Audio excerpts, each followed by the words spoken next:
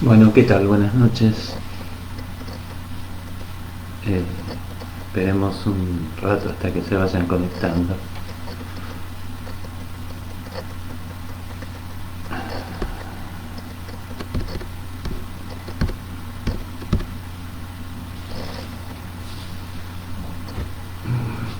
Bueno,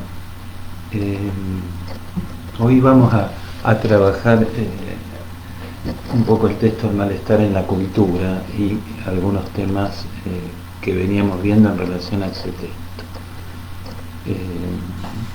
Antes de empezar, como siempre, les pregunto si escuchan bien y les digo también que esta clase la vimos ayer también, a lo mejor ustedes o algunos de ustedes ya la vieron. Si se llega a interrumpir la transmisión, la clase de ayer va a ser bastante similar a esta, así que les sirve.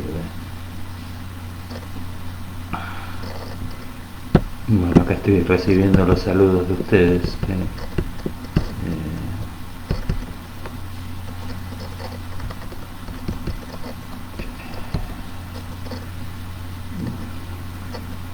Bueno, acá me confirman que se escucha bien. Esperemos no tener problemas técnicos. Bueno, empezamos a comentar un poco el texto del malestar, tratando de relacionarlo con lo que veníamos trabajando, ¿no? Es un texto del año fue publicado en el 1930. El título que había pensado Freud en primera instancia era la infelicidad en la cultura. Después terminó titulándolo el malestar. Y también otro título posible que Freud planteó para la traducción en inglés era disconformidad. Son términos que si bien son sinónimos, tienen sus diferencias, ¿no? Y podemos ver que Freud empieza hablando el texto del tema de la felicidad, por eso el título es infelicidad, y termina planteando el malestar, ¿no? Quizás el desarrollo de Freud es partir de preguntarse por la felicidad para terminar, después de pasar por el tema de la agresividad, planteando el sentimiento de culpa como malestar, ¿no? Ese es un poco el esquema general del texto. Y los temas principales, si los quieren plantear así, serían el tema de la sofocación de las pulsiones, que ahí yo les marqué, creo ya en una clase, que Freud siempre tiene como cierta oscilación entre plantear, bueno, la cultura sofoca las pulsiones, pero también habrá algo en el psiquismo que impide la satisfacción plena. Vamos a ver que en varios capítulos surge esa duda, y quizás la duda la mantenemos y también la resolvemos planteando que bueno, que no hay psiquismo sin cultura en Freud también, ¿no? El otro tema que aparece es el lugar que tiene la agresividad en este texto, y el otro tema así como principal del texto sería la importancia que Freud le da al sentimiento de culpa, ¿no? Entonces vamos a ver que en el capítulo 1 Freud se pregunta por las metas que los hombres se plantean Él dice, en general la mayoría busca el éxito, el poder, la riqueza, pero hay otra minoría que tiene otros valores. Y lo que de entrada ahí plantea es que los hombres dicen una cosa y hacen otra, como que ya hay algo que está determinado por lo inconsciente que no lo podemos saber, y agrega también que hay múltiples deseos en lo inconsciente, como que es difícil encontrar una síntesis. Ahí ya de entrada empieza a plantear como que es difícil una meta única para este tema de la felicidad o de darle una especie de sentido general a la vida, ¿no? Y a continuación de eso se mete con el sentimiento oceánico, a partir, dice, de una consulta que le hace un amigo de él, escritor, que plantea que el origen de la religión no podría ser ese sentimiento oceánico. Freud se pregunta por el origen de este sentimiento oceánico, que sería una especie así de sentimiento ilimitado y de sentirse uno con el universo, por así decirlo, una especie de completud. Entonces Freud lo que hace es tratar de remitir esto a un primer momento del aparato psíquico, donde no habría distinción entre el yo y el mundo exterior, dice Freud, donde imperaría una especie de principio de placer puro, y en algún momento, dice Freud, que el niño empezaría a percibir que el objeto no está siempre, y ahí empieza a constituirse cierta sensación de displacer, y entonces ahí se empiezan a dividir las aguas entre lo placentero y lo displacentero. Freud dice es el comienzo un poco del principio de realidad, y entonces todo lo displacentero se expulsa como exterior al aparato, ¿no? Es una especie de explicación mítica que también da en el texto sobre las pulsiones y en otro texto que se llama La negación, pero la idea es que, bueno, se funda el campo del placer expulsando algo que está por fuera del campo del placer, ¿no? Hay resonancias con lo que venimos diciendo del placer y el más allá, ¿no? Entonces, como que el principio de realidad sería el primer límite que se le pone a ese placer sin límites, casi en un punto mítico, ¿no? Donde Freud se impera un narcisismo irrestricto. Entonces, lo que uno también se pregunta cuando lee el texto es, bueno, ¿por qué de golpe introduce esto Freud? Me parece que más allá de la respuesta al amigo está planteando esta idea de que eso irrestricto o eso sin límites como especie de narcisismo pleno es algo ya que va a estar perdido desde el vamos en el aparato psíquico, ¿no? Va a haber siempre cierto displacer en esa relación con el objeto, con el mundo exterior. Y Freud con esta descripción va planteando entonces que los límites del yo en relación al ello y al mundo exterior a veces son difusos. Da el ejemplo del amor, donde dice en el amor, en el pico del enamoramiento no habría distinción entre el yo y el objeto, y en algunas patologías dice Freud también aparecería que algo que está en el interior del sujeto es puesto como si viniera de afuera. Piensen en alguna psicosis, por ejemplo, y Freud dice, bueno, pensamos que el yo es autónomo, unitario, y Freud empieza un poco a cuestionar esto, ¿no? Y finalmente lo que dice es que para él la religión no tiene que ver con esta vuelta a ese sentimiento oceánico, o que el sentimiento oceánico no es la causa de la religión, sino lo va a plantear, como ustedes ya lo han visto, en relación a la idea del padre protector, ¿no? Lo han visto en el Porvenir de una ilusión. Después hace una referencia a la idea que en el aparato psíquico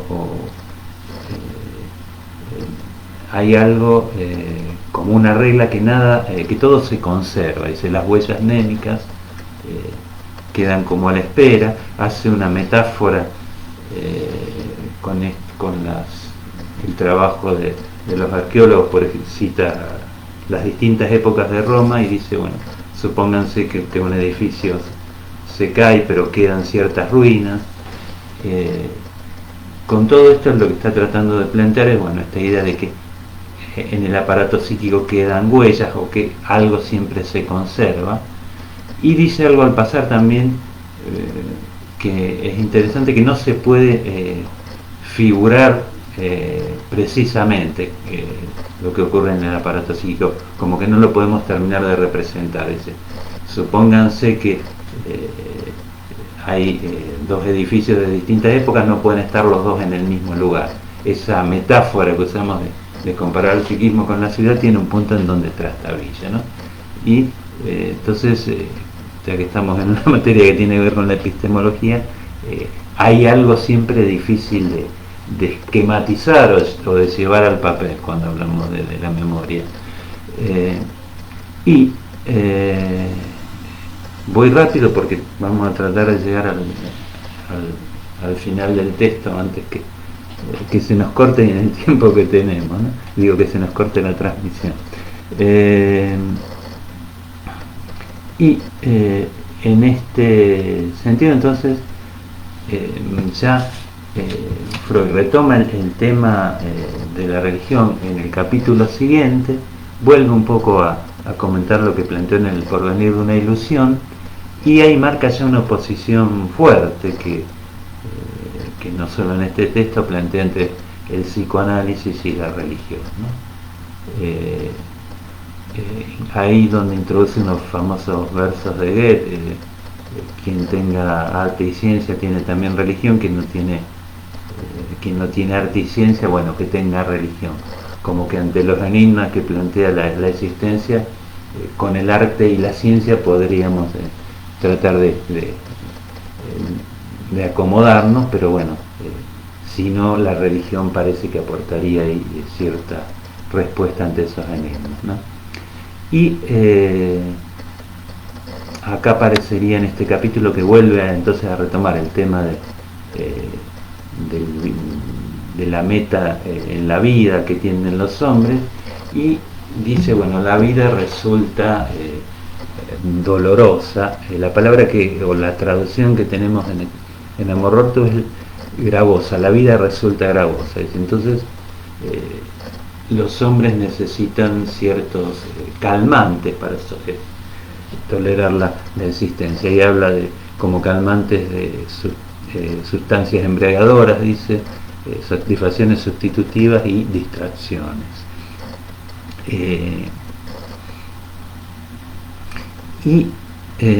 Ante este dolor, ante esta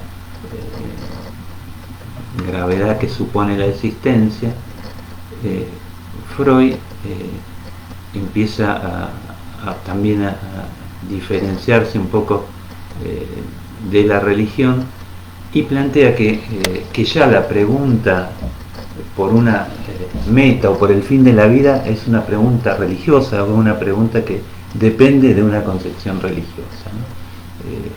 Ahí directamente Freud vuelve a plantear, bueno, no podemos pensar en un sentido único. Entonces dice, se pregunta, bueno, vamos a ver concretamente qué hacen los hombres en relación a este tema de la felicidad, de la dicha, y hace algunos comentarios en cuanto a que la felicidad es siempre momentánea, que cuando hay cierta duración de algo que produce bienestar, justamente es un bienestar y ya no es no tiene la intensidad o el impacto que produce eso que llamamos instante de felicidad, ¿no? Y para un poco para ver qué hacen concretamente los hombres, toma como punto de partida el principio del placer, ¿no? Dice bueno, que hay como dos alternativas, una que sería buscar el placer directamente y otra evitar el displacer. Y ahí hace una serie de descripciones de distintos caminos que toman los seres humanos en relación a esto de lograr la felicidad, ¿no? Eso léanlo en el texto, ya lo han visto, que habla de aquel que busca la soledad, aquel que pone toda el énfasis en las relaciones amorosas, pero eso tiene el peligro, dice, de que dependemos siempre del objeto de amor. Distintos caminos, habla de la sublimación, y lo que me interesaba remarcarles es que ahí Freud plantea finalmente, como conclusión de esta especie de inventario o de enumeración de las distintas maneras en que los hombres tratan de lograr la felicidad, es que el principio del placer nos plantea, dice, algo imposible, pero es lícito tratar de lograr esa meta de buscar la felicidad, ¿no? Ahí esto en la página 83, no quiero cansarlos con las citas, ¿no? Si cuando relean el texto, acuérdense que hay un punto clave ahí donde, en la página 83, donde dice que esto de la felicidad es un asunto, por un lado imposible, pero es un asunto individual. Cada uno, singularmente, en función de su economía psíquica, dice Freud, tiene que plantearse un camino, ¿no? Y ahí vuelve a oponer directamente el psicoanálisis a la religión. Al final del capítulo él dice, bueno, la religión plantea un fin único para todos y esto a costa de una deformación delirante de la realidad, a costa de disminuir o desvalorizar la vida en la tierra. Podemos así hacer hincapié que quizás todo lo que se plantea como un sentido único y definitivo tiene este estatuto de lo religioso, ¿no? Uno puede poner otra o una ideología y darle ese estatuto de, bueno, lo que ordena toda la vida, ¿no? A veces Freud trataba también de diferenciar al psicoanálisis de la filosofía, en el sentido que Freud entendía que la filosofía, o que algunas filosofías, ¿no?, planteaban, era como una especie de guía de viaje donde ya estaba todo el camino pensado por ese sistema filosófico, ¿no? Entonces, la idea, les vuelvo a repetir, que tiene Freud es tratar de, a pesar de que plantea cierta generalidad por el lado del principio del placer, que cada uno tiene que lograr su camino singularmente, ¿no? Con eso más o menos cierra el capítulo 2 y abre el capítulo 3 hablando de las fuentes de displacer, que ya en el capítulo anterior las había nombrado, que son la naturaleza, piensen en las tragedias o en los fenómenos naturales que provocan catástrofes, y ese sería entonces una primer fuente de displacer que plantea Freud. El cuerpo propio, como el cuerpo que se puede enfermar, que puede producir displacer, y los vínculos con los otros. Y acá Freud se pregunta, dice, los dos primeros motivos de displacer, dice, se pueden entender, tienen que ver con la naturaleza, dice, se puede tratar de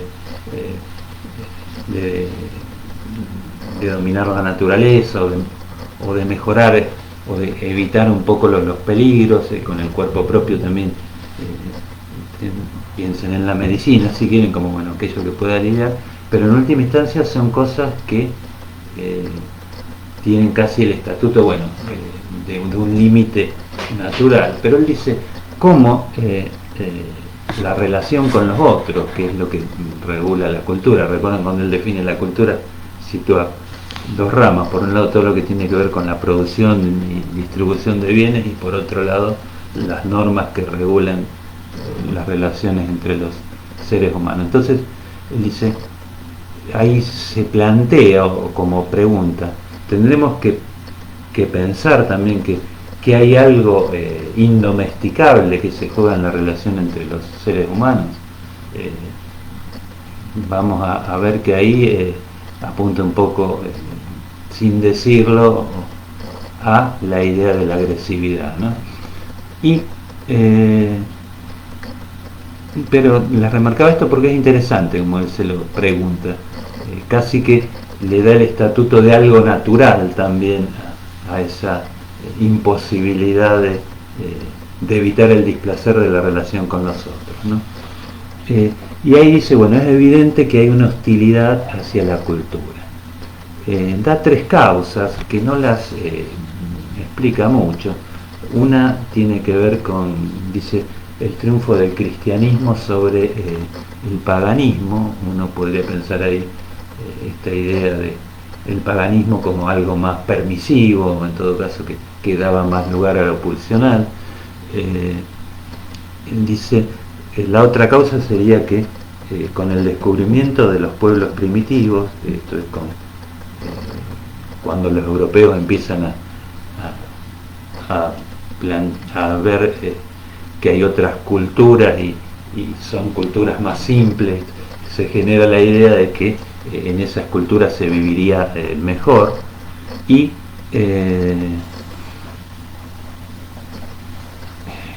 la otra cuestión que plantea Freud es que, bueno, cuando el psicoanálisis plantea que la neurosis tiene que ver con la represión de las pulsiones, eso también produce cierta hostilidad hacia la cultura. Entonces ahí Freud dice, bueno, vamos a empezar a ver cuáles son los rasgos de la cultura y por qué hay tal hostilidad hacia la cultura.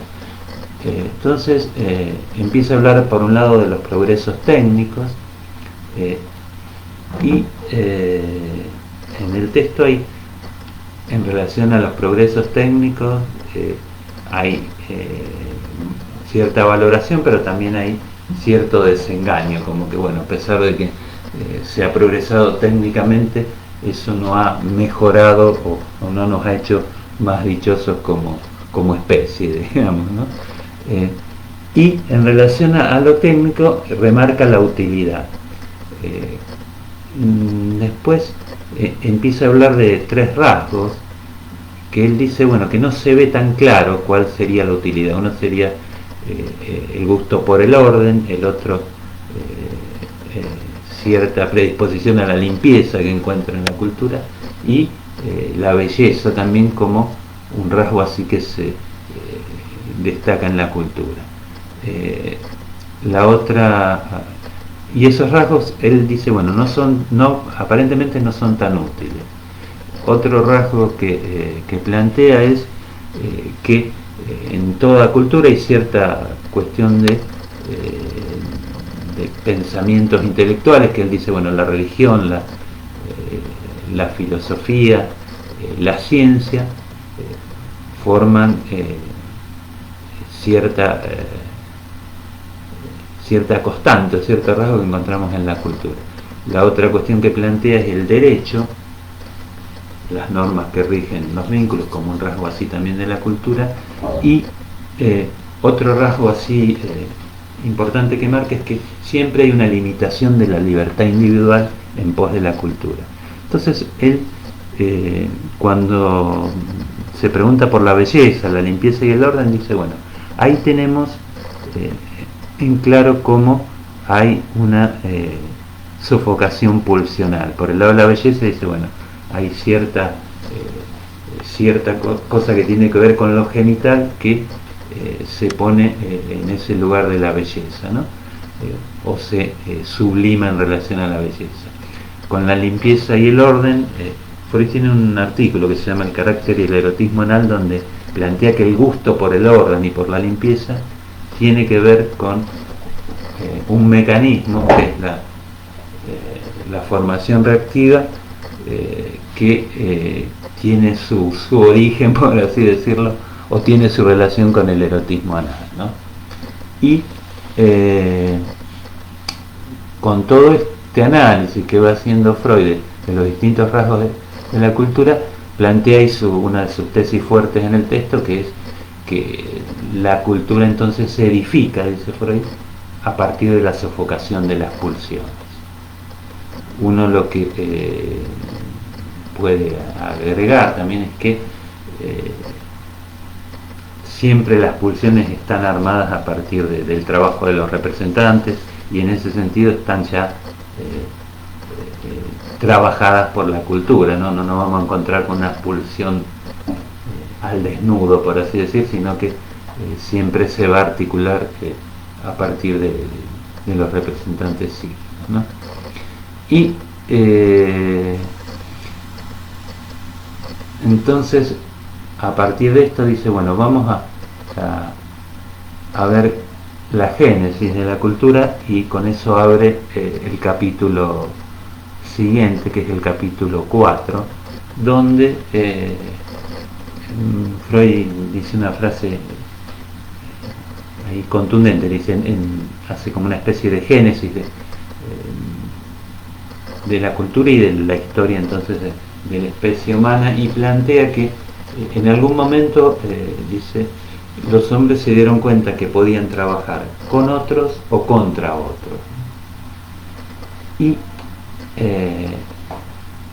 de ahí va a tratar de explicar cómo nace primero la familia y cómo se llega a la comunidad más global, ¿no? La familia que él plantea de entrada como el origen es la familia que describe en Totem y Tabú. El padre ese que gozaba de todas las mujeres, que maltrataba a todo el mundo, y que los hijos se rebelan, lo matan, y de ahí nace, digamos, los primeros acuerdos, y ahí nace el primer derecho, ¿no? En términos freudianos, las primeras legalidades, ¿no? Entonces, él en esta génesis de la familia va planteando que el amor y la compulsión al trabajo son los dos factores que van dando origen a la familia. El amor él lo describe como que si los machos querían retener cerca de sí al objeto sexual, que serían las hembras, y las hembras digamos, buscaban la protección y poder cuidar a sus hijos en función de esta protección que les daba el macho. Y en relación al trabajo plantea, bueno, que pongamos el hambre como la necesidad, sí, que es resuelta a partir del trabajo, y entonces dice, bueno, que estas dos cuestiones son el amor y la compulsión al trabajo, la que permiten y van dando lugar a que se formen las primeras familias, ¿no? Y ahí empieza a hacer todo un análisis de cómo se fue desarrollando el amor en la cultura, y fundamentalmente divide la idea de un amor sensual de un amor que tendría que ver con la meta inhibida. Ahí pueden los vínculos amorosos entre amigos, los vínculos que permiten formar comunidades donde no aparece tan expresamente lo sensual, ¿no?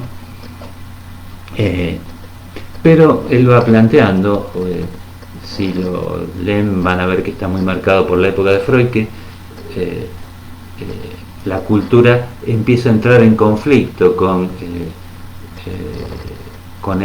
el amor, y que por ejemplo, la energía que se demanda para el trabajo le va a quitar energía a la sexualidad, y entonces ahí va a haber ya cierta tensión entre el amor y la cultura, ¿no? Y termina planteando en relación a la sexualidad que ubíquense en el año 30, en la cultura europea donde Freud escribe el texto, que lo único permitido sería la sexualidad en el matrimonio, ¿no? Si bien dice, bueno, que hay ciertas barreras que necesariamente se tienen que levantar porque si no sería intolerable, pero la idea es un poco de Freud plantear ese desarrollo y mostrar cómo la cultura va entrando en tensión con las aspiraciones de las emociones sexuales, ¿no? Y termina el capítulo, una vez que hace esta cuestión del desarrollo del amor en la cultura, preguntándose esto que les decía al principio: si bien la cultura va sofocando las pulsiones sexuales, ¿no habrá algo en el propio psiquismo que no está hecho para la satisfacción plena? Es como que la idea de satisfacción plena empieza a estar cuestionada y vamos a ver que después cómo aparece esto en relación al malestar, ¿no? Al final del texto.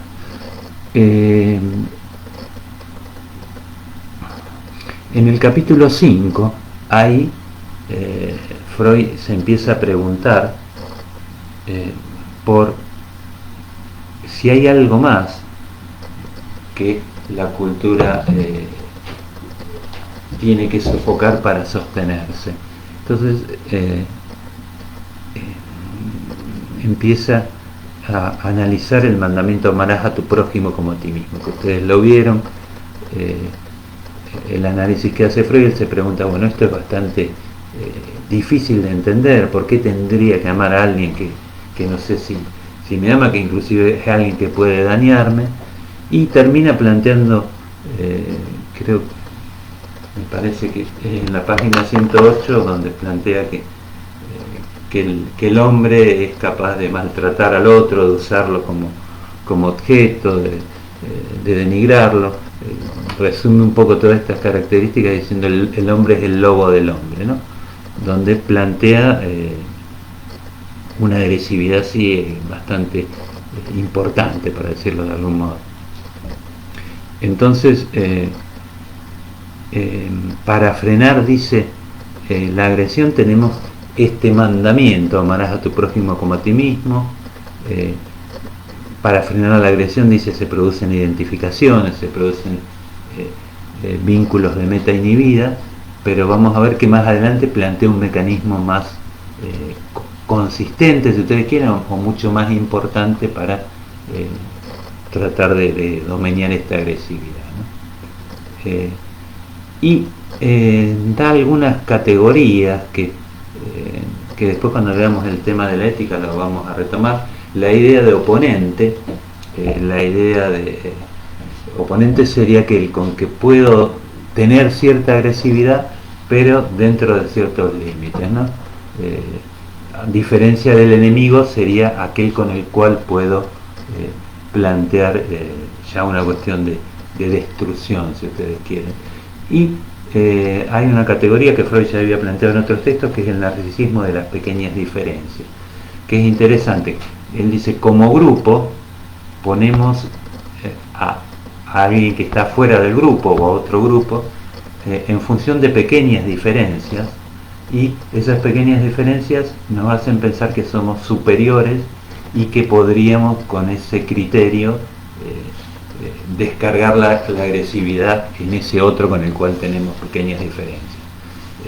En ese sentido, todo lo que Freud plantea en psicología de las masas y análisis del yo, que el grupo se forma en función de poner al líder en el lugar del ideal e identificarse, eso supone, bueno, que hay algo que se expulsa, que sería todo eso que ponemos como el mal en el extranjero, en el otro, ¿no?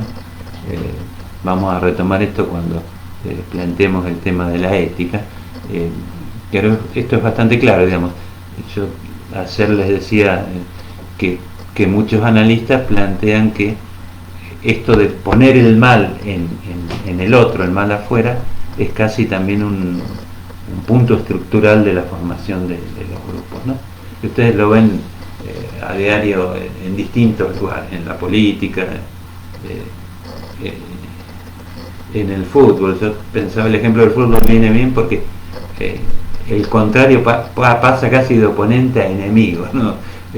Ahí la distinción esa que hace Freud se diluye rápidamente a veces, al menos acá en Rosario, ¿no? Que somos bastante futboleros. Bueno, entonces retengan estas categorías, entonces el oponente, el enemigo, y esta idea del narcisismo de las pequeñas diferencias, que lo vamos a retomar cuando veamos el tema de la ética.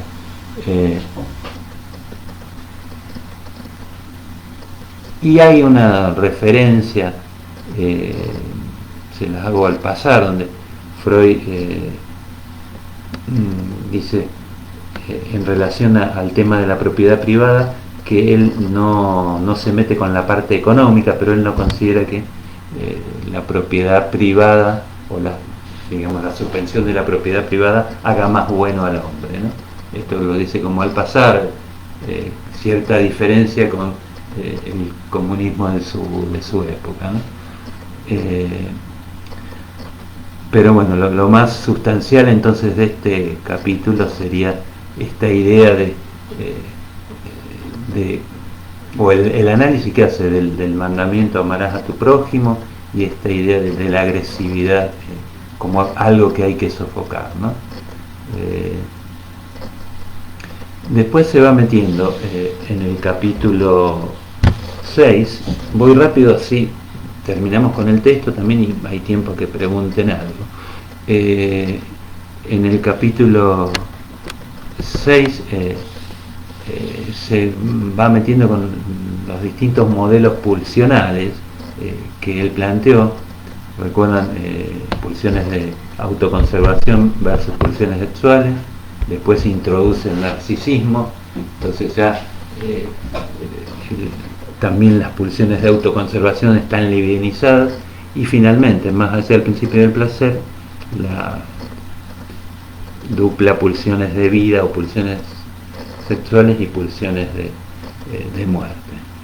En esa recapitulación que hace Freud, va planteando, bueno, cómo primero pensó en un sadismo primordial, después en un masoquismo. Léanlo, y creo que ustedes lo han visto.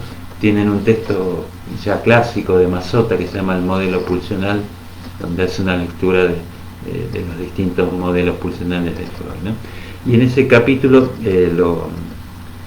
lo nuevo que aporta es que empieza a plantear la cultura como la lucha entre Eros y Tánatos. La idea de Freud es que las pulsiones de vida tienden a formar uniones cada vez más grandes, familias, grupos, comunidades, naciones, y la humanidad como un todo, y la pulsión de destrucción o la pulsión de muerte tiende a la desunión, ¿no? Cuando veamos más allá del principio del placer, vamos a ver distintas lecturas que se puede hacer de la pulsión de muerte. Bueno, y en el capítulo 7, ahí donde Freud ubica a el superyo como el mecanismo más importante, si ustedes quieren, que tiene la cultura para dominar la agresividad. Él dice, esa agresividad, en vez de volcarla hacia el exterior, mediante el superyo, vuelve hacia el yo. Freud plantea entonces que el superyo tendría que ver con una tensión entre el yo y la conciencia moral. Da en el capítulo 12 explicaciones en relación a la constitución del superyo. Una explicación que él llama genética, que consiste en dos momentos fundamentalmente. Él dice que el niño no tiene por sí solo conciencia del bien o del mal, y entonces viene de afuera esa distinción. Es el adulto el que introduce lo que está bien y lo que está mal, Y ahí sitúa entonces un primer momento en donde el chico está pendiente de perder el amor de esta persona, de este adulto, y pendiente a la vez del castigo, ¿no? Y un segundo momento en donde esa autoridad externa es introducida en el interior y se crea una instancia del super yo. Ahí, dice Freud, concretamente podemos empezar a hablar de conciencia moral. Antes él dice puede haber cierta conciencia de culpa, pero para hablar de conciencia moral tenemos que pensar en la constitución del super yo. Y lo que va planteando ahí es que fundamentalmente para el super yo no hay distinción entre desear algo y hacerlo. Tiene el mismo peso desear algo que hacerlo, ¿no? Si ustedes lo quieren situar al primer momento, donde no habría o no sería lo mismo desear algo que hacerlo, ¿no? Donde lo que pesaría sería hacerlo, justamente. Pero en este segundo momento genético, entonces, ante el super yo, uno no tendría posibilidad de disimular un deseo, por así decirlo. Y Freud empieza a hacerse distintas preguntas que las va imbrincando, las va relacionando, va tratando de responderlas. Una cosa que plantea es que con este esquema genético dice, bueno, primero la conciencia moral produce la renuncia pulsional, pero él le llama la atención que aquellos sujetos que son muy virtuosos,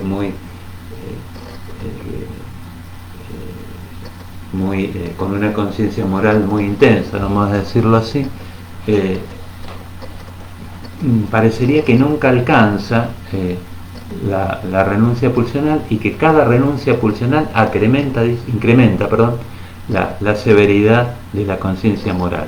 Entonces es como que empieza a dar vuelta a la hipótesis. Dice, si primero la conciencia moral producía la renuncia pulsional, dice, bueno, habría que pensar que después cada renuncia pulsional incrementa o produce la conciencia moral. Después vamos a ver esto, se los marco.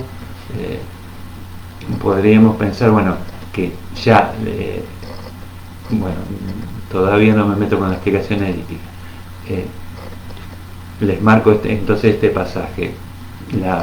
La renuncia pulsional produce entonces la conciencia moral, ¿no? Y otra cosa que se plantea, ¿de dónde viene la agresividad del super yo? ¿Sería como un reflejo de la autoridad externa, o es la propia agresividad del niño ante la frustración pulsional? Freud está más definido por la idea de que la propia agresividad es la que se vuelca desde el super yo hacia el yo, ¿no? Él ahí da la figura de un super yo sádico y un yo masoquista, ¿no?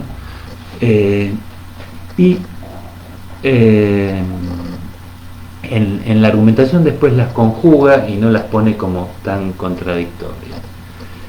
Y la otra explicación que va a dar de la génesis del super yo va a tener que ver más con lo edípico y con la horda primordial. El asesinato del padre produce esa culpa retroactiva, y es ahí donde conjuga este asesinato del padre con el pasaje por el Edipo, ¿no? Y él dice algo así como que tendríamos que pensar que hay una ambivalencia inicial, un amor y un odio hacia ese padre, y una vez que toma más intensidad la agresividad y el odio que se produce el asesinato de ese padre primordial, se produce el arrepentimiento, y en ese arrepentimiento lo que aflora es la corriente afectiva hacia ese padre, ¿no? Y en el arrepentimiento o junto con el arrepentimiento, y Freud sitúa la identificación con ese padre y la constitución del superyo. Entonces son como dos explicaciones que va superponiendo Freud para hablar de la constitución del superyo. En este capítulo él dice, bueno, el sentimiento de culpa de la humanidad tiene que ver entonces con el complejo de Edipo. Y llega el capítulo siguiente, que es el capítulo 8, donde ahí plantea, bueno, el sentimiento de culpa es el problema central de la cultura, ¿no? O el problema más importante. Entonces, una de las cosas interesantes que va diciendo ahí, va aclarando distintos conceptos. Ustedes leanlo con detenimiento, bueno, conciencia moral, arrepentimiento, va planteando diferencias. Dice que es como una constelación de distintos conceptos que tienen que ver entre sí y trata de diferenciarlos, ¿no? Cuando entonces habla del sentimiento de culpa, dice que es una variante tópica de la angustia. Y él dice, a veces la angustia aparece, sale a la luz, y da el ejemplo de la neurosis obsesiva, a veces no se percibe, y en el caso del sentimiento de culpa, dice, a veces aparece como malestar. Entonces, el malestar tendría que ver con esta idea de que habría un deseo, que sería un deseo censurable por el superyo, para decirlo así, y al mismo tiempo entonces está la imposibilidad de realizar ese deseo, ¿no? Entonces la instancia del superyo aparece, bueno, casi como en ese interjuego entre un mandato de un goce imposible y la imposibilidad de ese goce, ¿no? Y ahí se genera entonces cierta angustia que Freud empieza a plantear que sale a la luz como malestar, ¿no? Si ustedes recuerdan lo que habíamos planteado de la angustia como señal, también pueden un poco empezar a redondear esto, ¿no? El malestar tendría que ver entonces con esa imposibilidad de la satisfacción plena y al mismo tiempo con desear esa satisfacción plena, ¿no? Esto es más o menos entonces, así en términos amplios, lo que podemos leer en el malestar en la cultura. Obviamente podemos hacer distintos recorridos.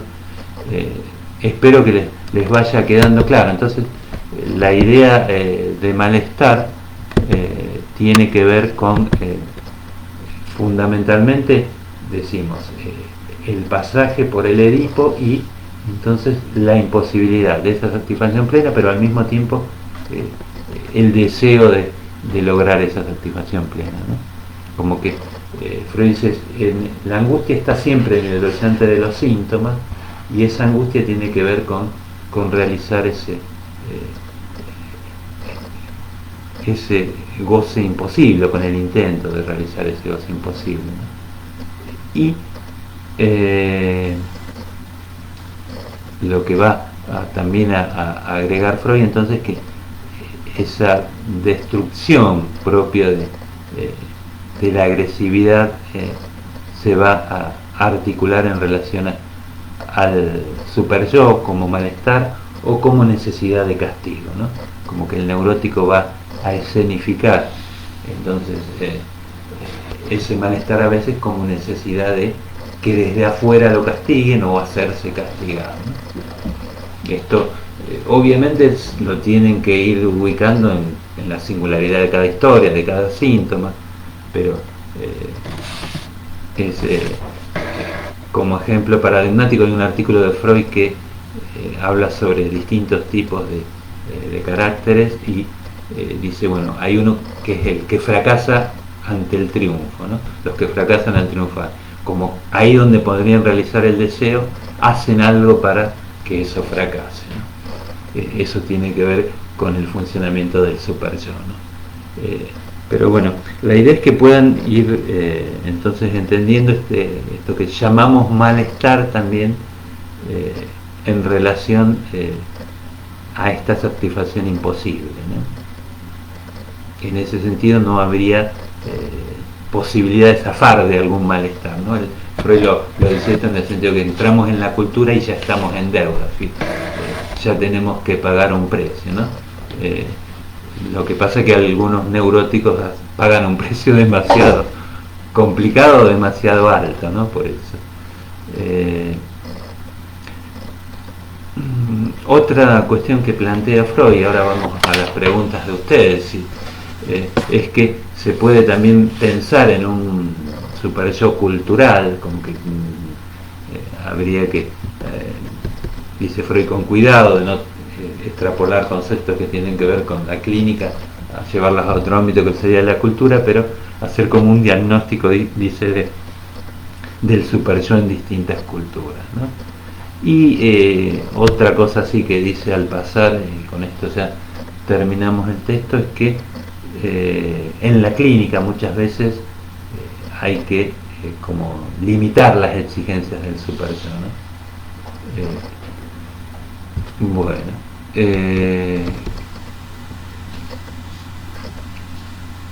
dejamos acá y empiezo a escuchar, terminamos con el texto y veo si ustedes tienen preguntas, si tienen algo para agregar o si están de acuerdo con la lectura que hicimos o quieren comentar algo, a verlos. Espero que lleguen preguntas de ustedes. Mientras tanto les voy diciendo que también pueden hacer consultas con los ayudantes alumnos. Yo les puse el mail de ellos y les vuelvo a decir algo que les dije varias veces, que pueden consultar por esta vía, por la página del aula virtual también.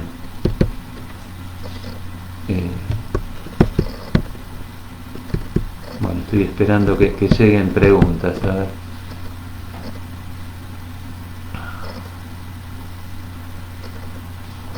a ver si, esperen.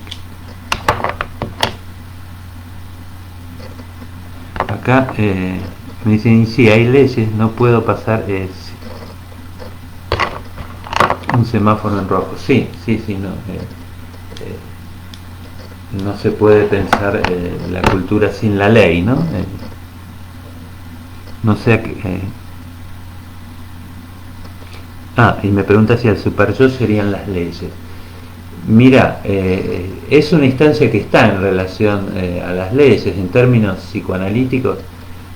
Fundamentalmente la ley con la que nos manejamos es la ley de prohibición del incesto, que tiene que ver específicamente con el trabajo analítico, ¿no? Pero sí, Freud lo plantea también, bueno, que las leyes, como que el super yo va incorporando o está en relación a las leyes de la cultura, ¿no?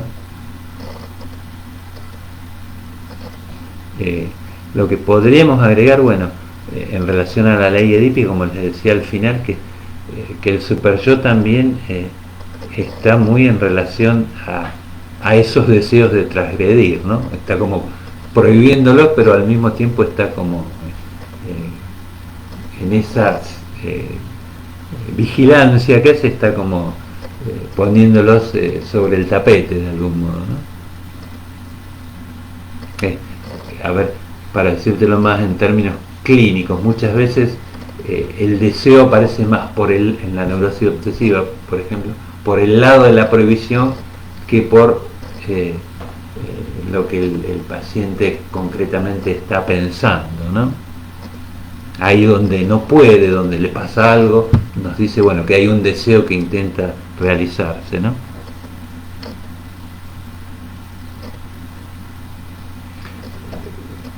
Mira, el sentimiento de culpa y la conciencia moral, acá me preguntan si se pueden diferenciar. El sentimiento de culpa, bueno, sería todo este mecanismo que tiene que ver entonces con que hay un deseo de transgredir, y la conciencia moral sería de algún modo lo que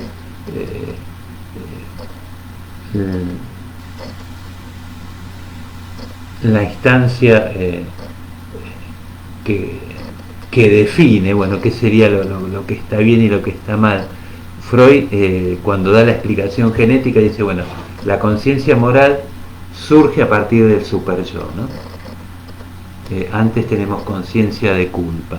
Pero bueno, el sentimiento de culpa tiene que ver entonces con lo edípico, con el ingreso a la cultura a través de lo edípico, y en ese sentido el sentimiento de culpa está en relación a la conciencia moral, ¿no? Es como que tenemos cierta conciencia moral una vez que ingresamos a la cultura vía el superyo, ¿no? Y Freud dice, bueno, el sujeto pasa de ser enemigo de la cultura a ser portador de la cultura cuando constituye el superyo, ¿no? Acá Silvina dice que es lindo transgredir. Sí, sí, quizás la prohibición funda el deseo muchas veces, ¿no?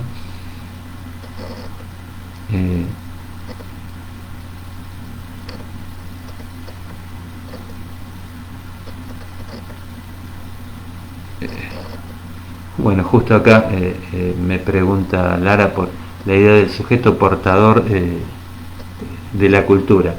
En el sentido que Freud dice, bueno, si tomamos un sujeto que todavía no ingresó a la cultura, una vez que pasa por lo edípico, que constituye su superyo, ya está en la cultura, ya tiene las reglas, tiene las normas culturales, fundamentalmente tiene el sentimiento de culpa y la prohibición del incesto ahí jugando, ¿no?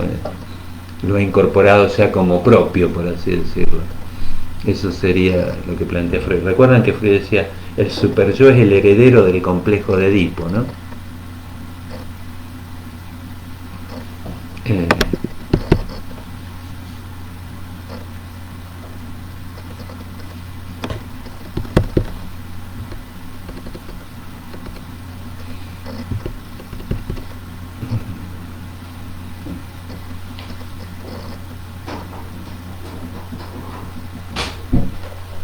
Bueno, espero que lleguen más preguntas.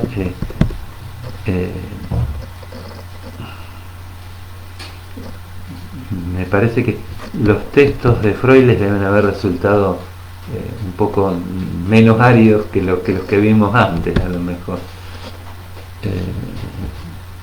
O están más familiarizados, ¿no?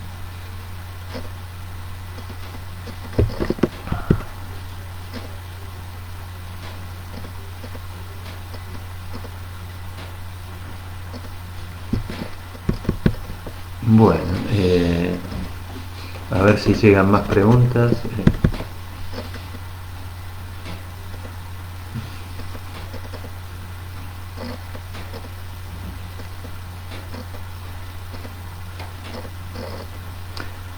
Acá me preguntan si el ingreso a la cultura para Lacan se daría a partir del registro simbólico. Sí, sí, vamos a dedicarle una clase a Lacan y a estos temas, así vamos aclarando dudas.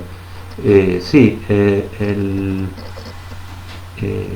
cuando Lacan habla del Edipo como Edipo simbólico, está planteando, bueno, el ingreso a la cultura es el ingreso al orden simbólico. Él, casi que en un texto que se llama La instancia de la letra, dice, se podría reemplazar el término cultura por el término lenguaje, ¿no?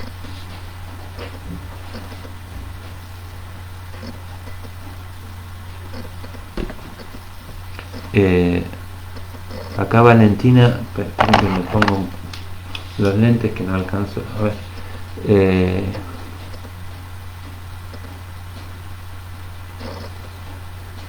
Me pregunta si la cultura se puede relacionar con que el superyo se constituye a partir de la identificación con el superyo de los otros.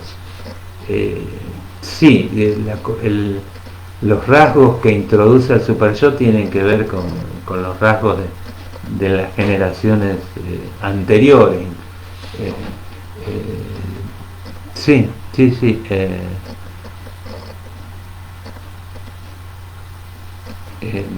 hablamos en la historia de cada sujeto, sí, el super yo tiene que ver con las identificaciones con los otros, y cuando yo les planteaba el síntoma, no sé si se los comenté esto, las relaciones entre yo y el ello y el super yo están en cada historia singular, están articuladas por cómo cada uno construye el síntoma, y desde ahí también, desde el síntoma, van apareciendo las identificaciones, ¿no?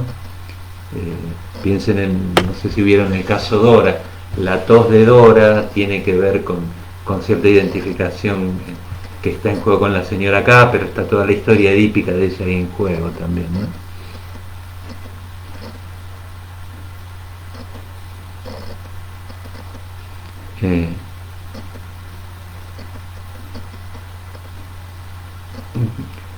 Acá hay otra pregunta.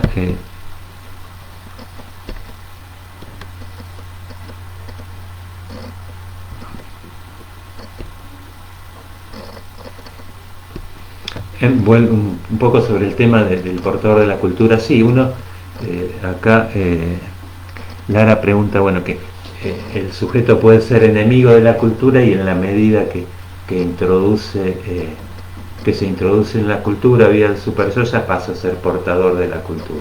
Es como que ingresa a este juego de las prohibiciones y las sofocaciones pulsionar a partir del pasaje por lo edípico, ¿no? Podríamos decir. De hecho, esta idea desde un primer momento donde no estaríamos tocados por la cultura es casi un momento mítico. Ya ustedes estarán cansados de escuchar en la facultad, desde que los padres piensan el nombre ya se le está dando un lugar al chico. Ya en el hecho de ir poniéndole un nombre ya estamos introduciendo a alguien en todo el funcionamiento de la cultura, ¿no?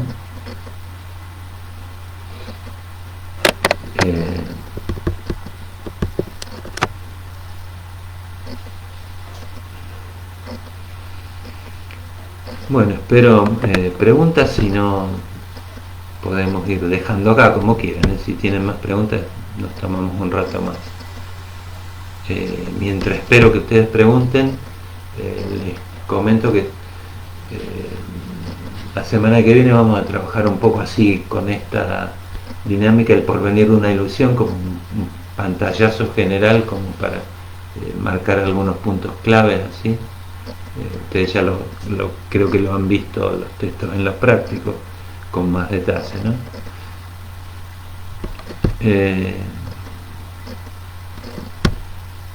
Bueno, espero a ver que llegue alguna pregunta más.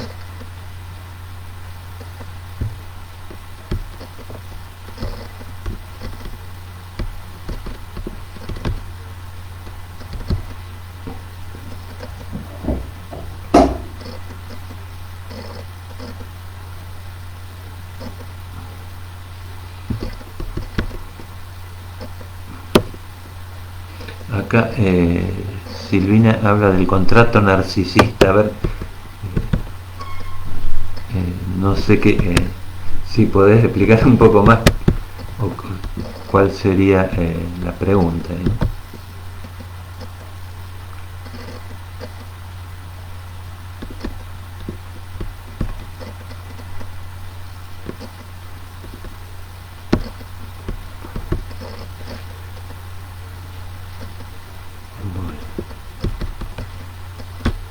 Bueno, no sé si, a ver si hay alguna pregunta más, si no, dejamos acá. Espero 2 o 3 minutos, si no, los voy saludando. Ya nos veríamos el jueves que viene.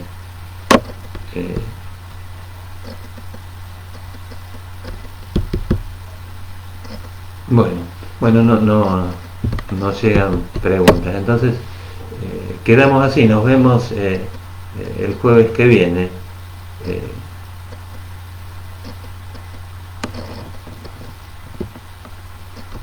Acá llega otra pregunta que es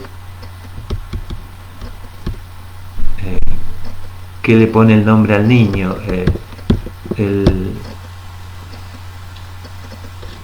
El nombre al niño sería de algún modo sea bueno, como ustedes saben, darle un lugar simbólico, pero ya empezar en todo caso a introducir ese niño en un juego en términos de Lacan sería en un juego simbólico, ¿no? Que empiece a querer decir algo, a significar algo a ese niño en el deseo de los padres, que ese niño empiece allá a estar marcado por ciertos rasgos de identificación que tienen que ver, como decíamos antes, con los abuelos, con las generaciones anteriores. Es empezar a introducirlo en una historia simbólica, ¿no? Bueno, veo que ya están saludando, así que nos vemos la próxima. Cualquier cosa vayan anotando las preguntas y para la próxima las vemos también, ¿no? O mándenlas por escrito, o acá en el Facebook o en el aula virtual. Bueno, hasta el jueves que viene. Chao, hasta luego.